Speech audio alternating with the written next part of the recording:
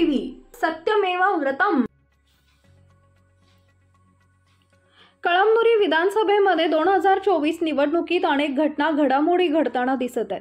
कळमनुरी तालुक्यातील वाकोडी इथं शिवसेना उद्धव बाळासाहेब ठाकरे पक्षाचे उमेदवार संतोष टारपे यांच्या प्रचार वाहनावर दगडफेक करून मारहाण करण्याचा आरोप करण्यात आला।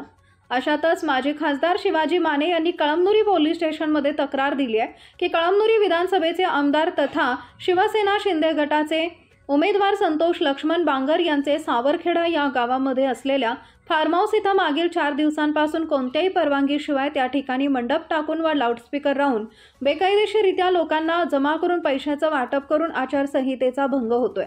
तसेच 13 नोव्हेंबर रोजी दुपारी 1 ते 4 वाजण्याच्या सुमारास वाकोडी गावाजवळ कारखान्याच्या बाजूला असलेल्या एक माळवर अंदाजे 2000च्या वर महिला एकत्र जमून आमदार संतोष बांगर व त्यांचे कार्यकर्ते हे सदर महिलांना मतदानासाठी पैसे वाटप करत आहेत।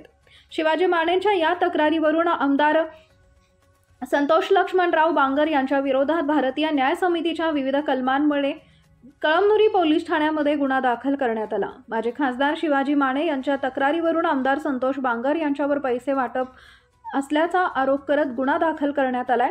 आता या सर्व घडामोडीवरून एकंदरीत काय परिणाम होईल हे समोर येईल ते पाहावं लागेल। कळमनुरी विधानसभेची लढाई मुद्द्यावर आली असून यामध्ये आता गुन्हा दाखल करण्याचा प्रकार पण घडत आहे।